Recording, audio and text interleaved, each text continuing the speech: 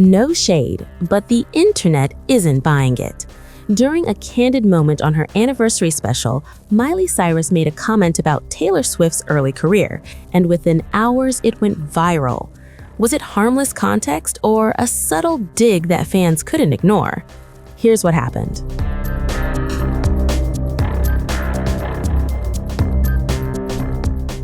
The moment came during Miley's Hannah Montana 20th anniversary special on Disney+, while she was chatting with host Alex Cooper. The conversation turned nostalgic, revisiting Miley's Disney era and the making of Hannah Montana the movie. That's when Taylor Swift's name came up. Miley explained that Taylor Swift was brought in at the very beginning of her career to contribute music to the film. Then came the line that sparked everything. Authentically, no shade, she would be performing in a barn. This was followed by compliments for Swift, but online, the reaction was anything but light. To understand the comment, you have to go back. At the time, Taylor Swift was still rooted in country music, performing in smaller venues, embracing a rustic storytelling style, and that's exactly the tone Hannah Montana the movie needed. Taylor even wrote "You'll Always Find Your Way Back Home" and contributed another track that didn't make the final cut. So Miley's point may have been about authentic casting, but on social media, context often gets lost.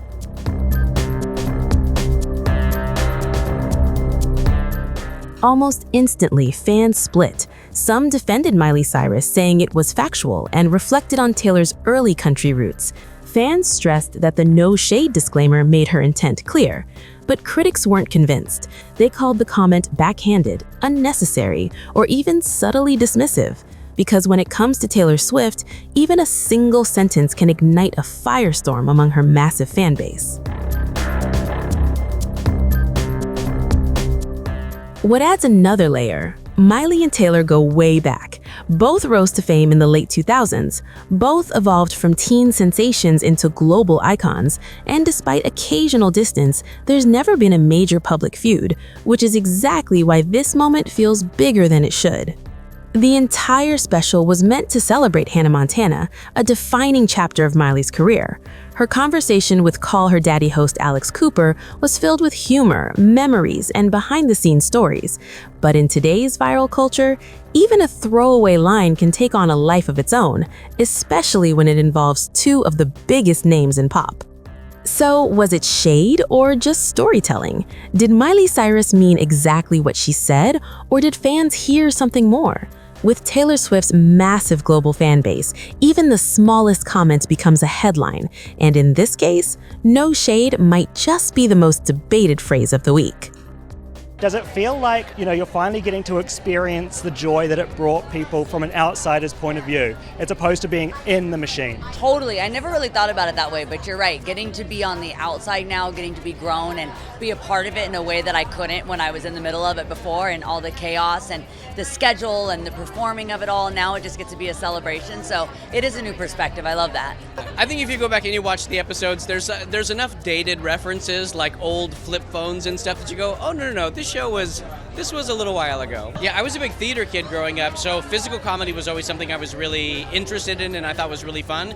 And so when they let me do that from the very beginning on the show, I was ecstatic. It was probably my favorite part of the show. Although 20 years later, I definitely feel the impact of all that physical comedy from 20 years ago. Yeah. The back, the knees, the ankles. It took its toll. I'm really proud of the work. I think the show is better than it has any right to be. But I think the thing that always comes back and humbles me is just how connected people are still to the show 20 years later. People really, it got them through challenging times. They identified with the characters in a way that, I don't know, just they were... I have so many parents that say that this was the show that I watched with my kids and I loved it. Honestly, my goal was to have the best of both worlds. Maybe sometimes the balance was a little bit off because you can't control how the fans are gonna respond to it.